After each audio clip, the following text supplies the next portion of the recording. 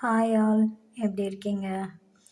இன்று நம் வள்ளலார் கார்டன் கிடைச்ச பிரண்டை, இதை பிரண்டை பொடி எப்படி செய்வது என்று பார்க்கலாம். வாழுங்கள் வீடியோக்குள். சீரகம், கொத்தமல்லி, சோம்பு, வெள்ளை மிளகு, பாதாம், முந்திரி, நிலக்கடலை, கருப்புளுந்து,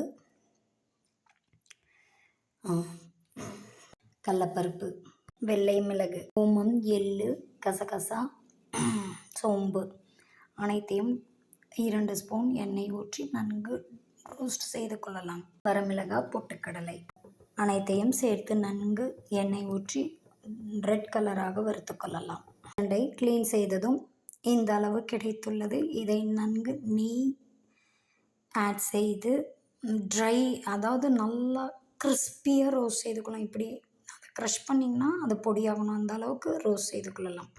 ஆடட் க்ரீன் கலராக இருந்த பிரண்டை ஷ்ரிங்க் ஆகிட்டு ப்ரௌன் கலராக ரோஸ்ட் ஆகணும் வரைக்கும் வதக்கிக்கலாம். இது மாதிரி எல்லாம் அந்த க்ரீன் கலர் போய் ரோஸ்ட் ஆகிட்டு கையில் ப்ரெஸ் பண்ணால் அது உடையணும். அந்த மாதிரி இதை ரெடி செய்து கொள்ளலாம். மற்றவற்றை கோர்ஸாக அரைத்து கொள்ளலாம். இப்படி ஒரு பிரண்டை உடைத்தால் இப்படி உடைய வேண்டும். இப்பொழுது மிக்சியில் கொரகொரப்பாக அரைத்து கொள்ளலாம். நம்மளுடைய பிரண்டை பொடி ரெடியாகிவிடும். இந்த மாதிரி கோர்ஸாக அரைத்து கொள்ளுங்கள்.